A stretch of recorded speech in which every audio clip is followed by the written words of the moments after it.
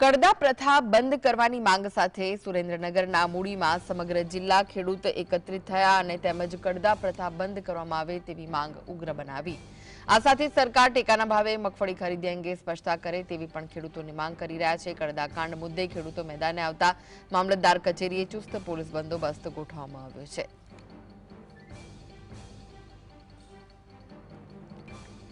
તો ખેડૂતો પોતાનો વિરોધ દર્શાવી રહ્યા છે। કડદા પ્રથા બંધ કરાવવાની માંગ સાથે સુરેન્દ્રનગરના મૂડીમાં સમગ્ર જિલ્લા ખેડૂતો એકત્રિત થયા છે તેમજ કડદા પ્રથા બંધ કરવામાં આવે તેવી માંગ ઉગ્ર બનાવી છે।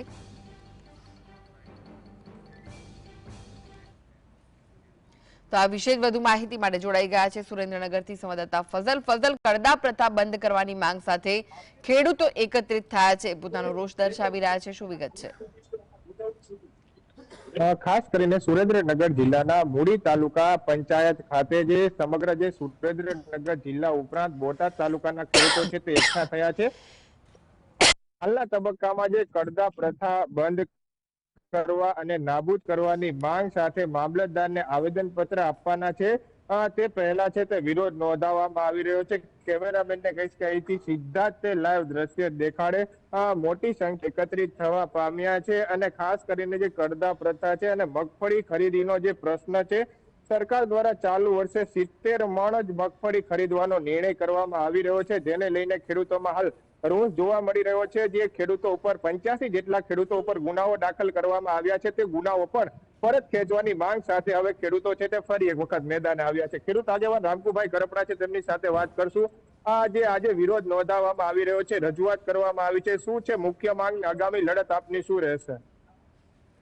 આ બાબતે આજે જે મૂળી મામલતદાર કચેરી ખાતે જે ખેડૂતો આવેદનપત્ર માટે આપવા માટે આવ્યા છે, જેમાં અમારી મુખ્ય માંગ એ છે કે જે બોટાદના હળદર મુકામે જે ખેડૂતો ઉપર પોલીસ દ્વારા જે અત્યાચાર કરવામાં આવેલો, એ નિર્દોષ ખેડૂતો ઉપર જે લાઠીચાર્જ કરવામાં આવ્યો અને મોટી કલમો લગાડી અને ભાવનગર જેલ હવાલે કરીને ધકેલવામાં આવેલા, એમનો તાત્કાલિક છુટકારો કરવામાં આવે।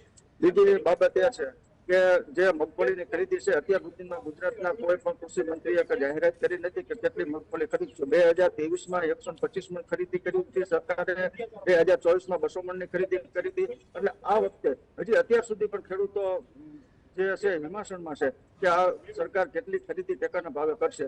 તો અમારી માંગ છે કે તમે તાત્કાલિક જાહેરાત કરો અને 300 મણ મગફળીની ખરીદી કરવાનું છે એ ગુજરાત સરકાર અને કૃષિ મંત્રી તાત્કાલિક જાહેરાત કરે તો ખેડૂતોને એક રજા વરાળ જે છે કે ભાઈ આ કેટલી સરકાર ખરીદી કરવાની છે, તો એના માટે થઈ અને આજે મૂળી મામલતદાર કચેરી ખાતે આવેદનપત્ર આપવાના છે।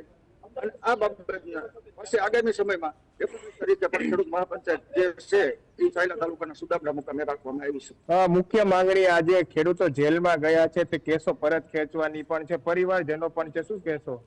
તમામ જે ખેડૂતો છે એમાં જે ખાસ કરીને મૂળી તાલુકાના છે, ચાયલા તાલુકા, ચોટીલા તાલુકાના ખેડૂતો પણ છે, ત્યારે એમના પરિવારજનો અને એમની સાથે અમે આવ્યા છે ને એમને જે પોલીસ દ્વારા જે કલમો લગાડવામાં આવી છે એ હળવી કરવામાં આવે, તાત્કાલિક એમને જામીન મુક્ત કરવામાં આવે। એ બાબતની અમારી મુખ્ય માંગ છે કે ખેડૂત નિર્દોષ છે અને ખેડૂત નિર્દોષ છે તેને તાત્કાલિક આ જેલમાં જે ધકેલ્યા છે એને તાત્કાલિક છોડી દેવામાં આવે। જે કડદા પ્રથા બંધ કરવાની માંગ તેમજ જે આ ટેકાના ભાવે મગફળીની ખરીદી છે તેમાં સરકાર સ્પષ્ટતા કરે તે પ્રકારની માંગ સાથે સુરેન્દ્રનગર જિલ્લાના તમામ તાલુકાઓના ખેડૂતો હાલમાં મૂળી તાલુકા પંચાયત ખાતે એકત્રિત થયા છે। જે મામલતદારને આવેદનપત્ર આપવામાં આવશે અને જો તે આ જે 3 મુખ્ય માંગણી છે તે સ્વીકાર કરવામાં નહીં આવે તો આગામી દિવસોમાં લડત મજબૂત કરવાની તૈયારીઓ પણ હાલ ખેડૂતો દ્વારા દેખાડવામાં આવી છે। કોઈ પણ પ્રકારની અઘટિત ઘટના ન બને તે માટે સુરેન્દ્રનગર એ ડિવિઝન પોલીસ હોય, સુરેન્દ્રનગરની મૂડી પોલીસ હોય, તમામ પોલીસનો ચુસ્ત પોલીસ બંદોબસ્ત હાલમાં મામલતદાર કચેરી ખાતે, તાલુકા પંચાયત કચેરી ખાતે ગોઠવી દેવામાં આવ્યો છે અને ખેડૂતો હાલ હવે જે પોતાની 3 માંગો સાથે આગળ વધી રહ્યા છે અને તાલુકા પંચાયતના જે મામલતદાર છે તેમને રજૂઆત કરવા માટે હાલમાં કચેરીએ પહોંચ્યા છે। જી, આભાર ફઝલ સમગ્ર માહિતી